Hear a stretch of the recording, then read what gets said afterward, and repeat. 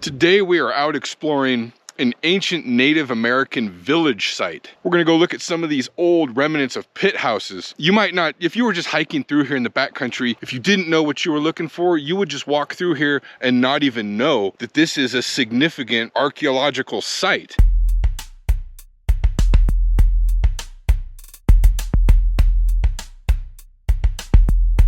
But when you look down at the rocks, especially when the light is coming at a diagonal, you can see that there's some of these rocks are a little bit different. Among all the terracotta, brown and red colored rocks, some of them glint in the sunlight. So let's go get a closer look.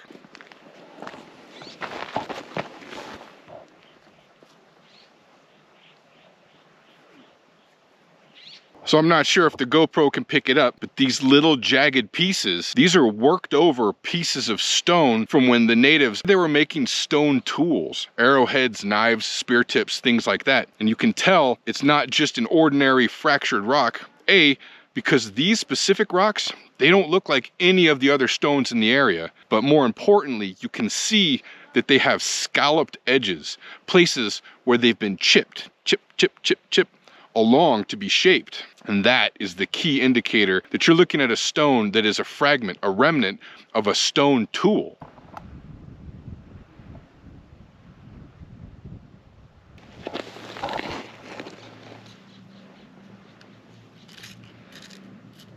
And this is a great example of the different types of rocks that just stand out. They'll glint in the sunlight and they look different than the surrounding rocks. The red, cream, white, and orange. This is a whole different type of rock, like chert, that's mixed in with all this other, I don't even know, this stuff.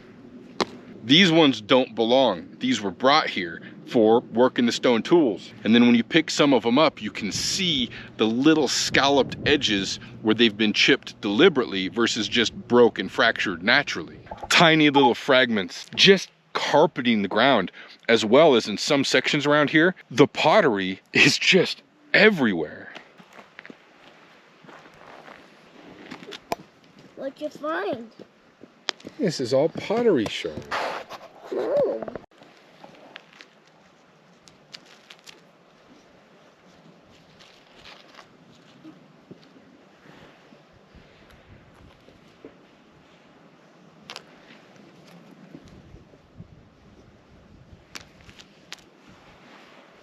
Now you wouldn't notice it if you were just walking by because it blends right in, but there's certain shapes and textures that might catch your eye. This texture right here, this pattern, classic corrugated pottery style. You flip it over and it's perfectly smooth on the inside.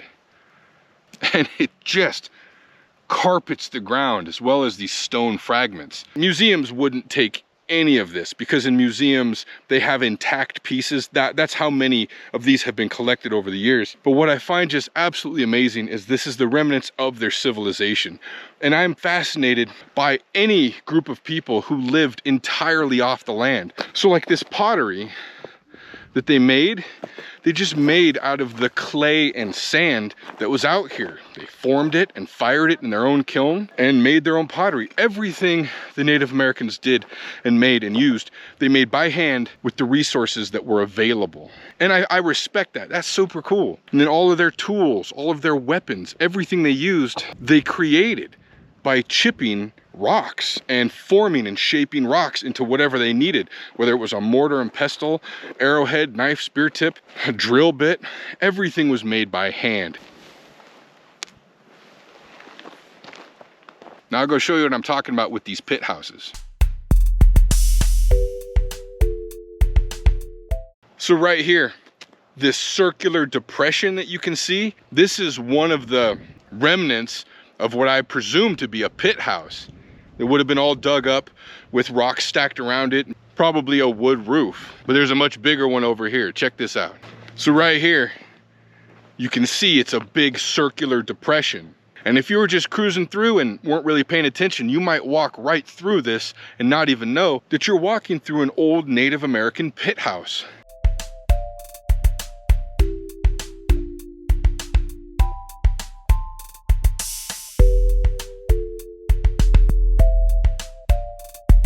At least I think it's a pit house. If anyone out there knows that it's actually called something else, put it in the comments, let me know. But this circular depression here, this would be one of the rooms. And so up on this mesa in this area, this was a little village hundreds of years ago.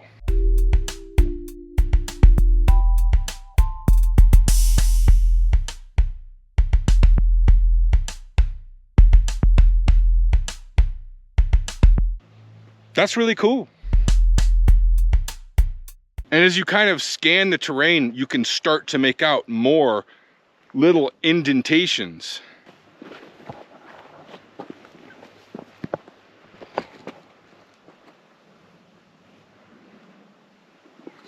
So as I'm just walking down this little area, this rock right here caught my eye just because of the line, the ridge.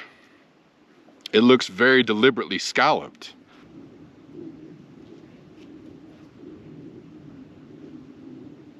Which is interesting because this isn't the typical type of rock or stone that I would be used to seeing made into a tool, but they'd make tools out of all kinds of stuff.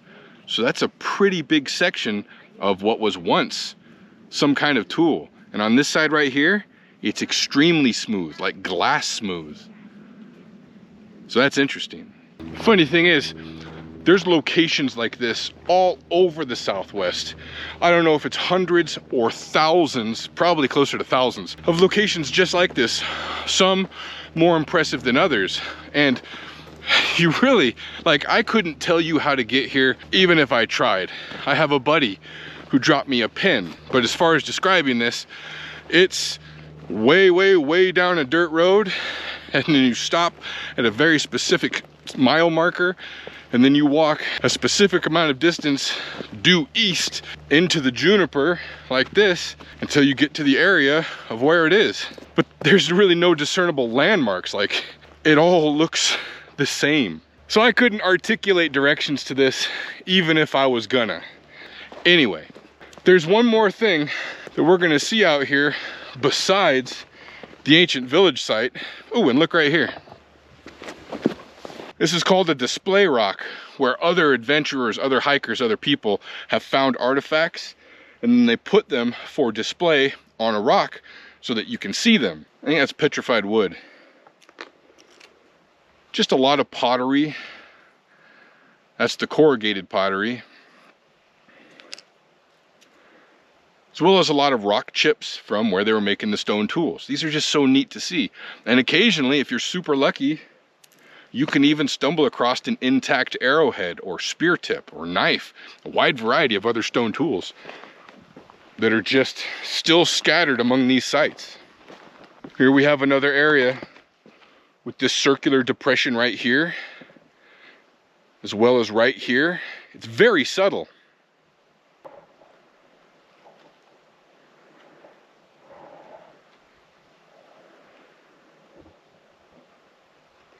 The bigger one is right over there, and then there's a couple others in between that. So just standing right here, we have 7 different room areas that you can still see.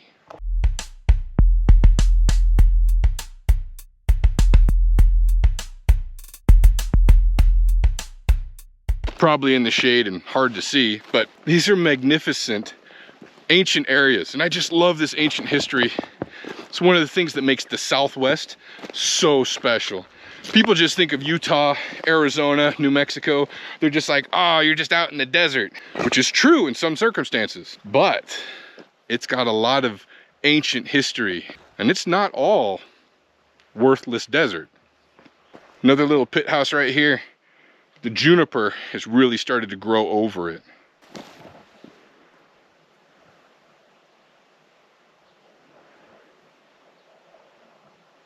So aside from this ancient village site that's just almost carpeted with pottery shards and stone fragments, over here in the distance, if you can see that big rock plateau, out there, there's supposed to be something very rare. It's called a water glyph. It's a petroglyph that leads to water.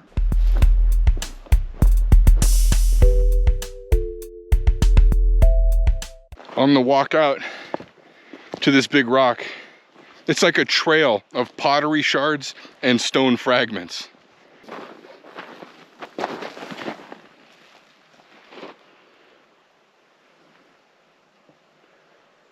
now that we're up here, we just got to find where the water glyph is.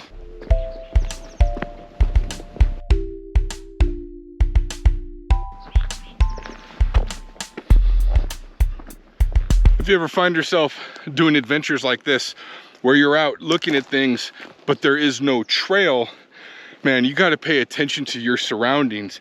And sometimes all the surroundings look the same. So at the very least, pay attention to the sun. On my walk out here, I was walking into the sun with it on my right, so that I know my truck is going to be at the sun at my back with it on my left. Because I'm not going to be out here very long enough for the sun to move locations. Stuff like that you really need to think about, because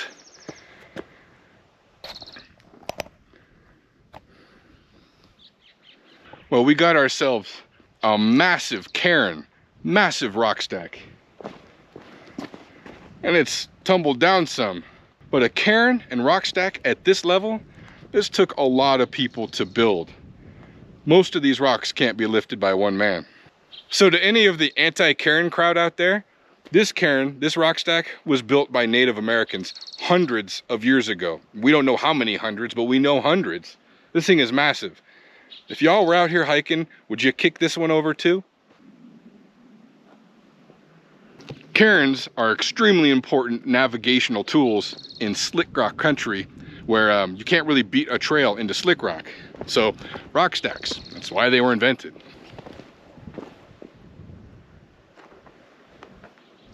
Looks like we got ourselves a cliff. But here's our way down.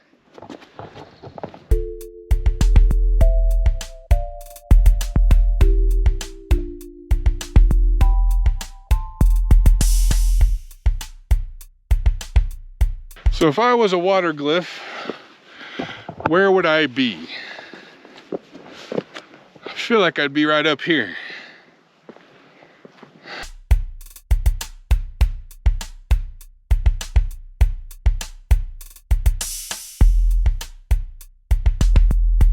So this right here, the circle with the line through it, this is called a water glyph. And this is apparently a very, very rare petroglyph. And what it's supposed to indicate and communicate is where water is. But I don't know how to read this. If the water is in the direction of the line coming out of the circle, or if the water is this very predominant indent in the middle of the circle with the line coming into it. So if anyone knows how to read this, please put it in the comments. The fact that this is a rare petroglyph is really special, and it's just out here in the open. It was super hard to find, but here it is, a water glyph petroglyph.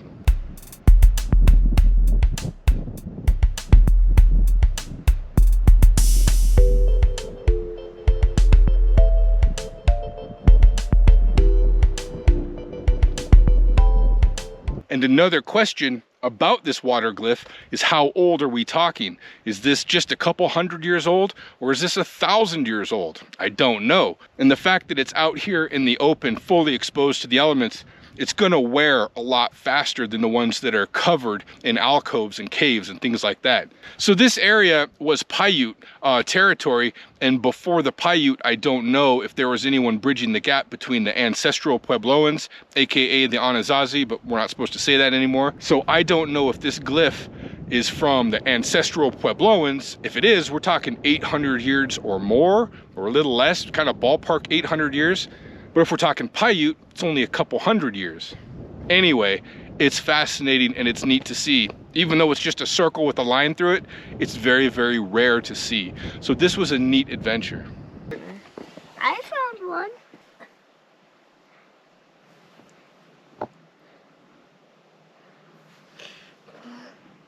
So hopefully the GoPro's picking it up. But what we have here is just a mud puddle, like a pool in the rock. They're all over in the dents because it was raining the last couple of days.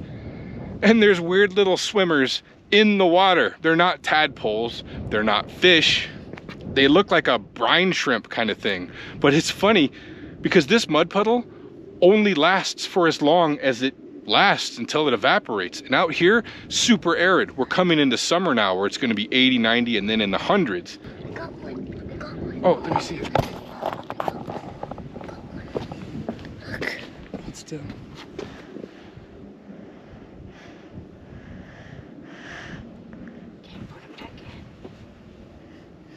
Oh, he's dead. So these animals, these very special animals, clearly go dormant somehow under the sand during the dry months. And then when the rain comes down, they hatch and they come to life, and then they live in the water, but only for as long as this mud puddle exists, which in many cases isn't very long. A couple of days. That's neat. So if there's any biologists out there that know what the little animals that live in this mud puddle are, please put it in the comments. This is amazing.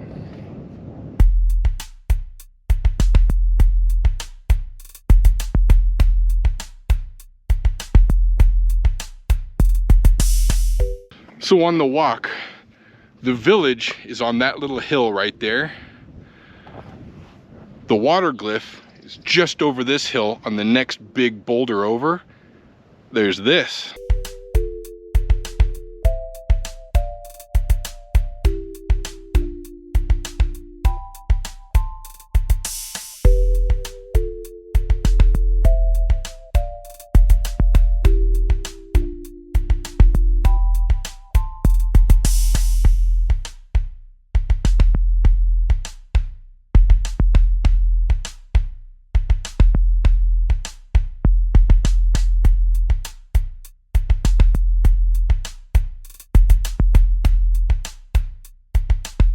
So what's interesting, on top of that hill is the village. Right here on this black slab is petroglyphs. And there's a giant ancient cairn, this rock stack right here.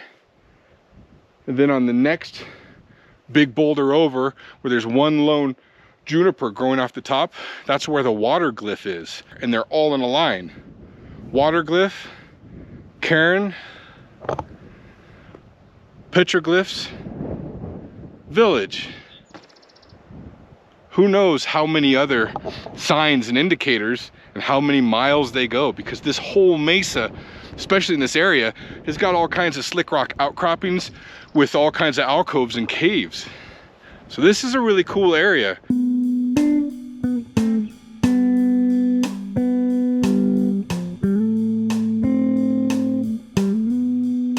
And on top of that, we found this amazing stick.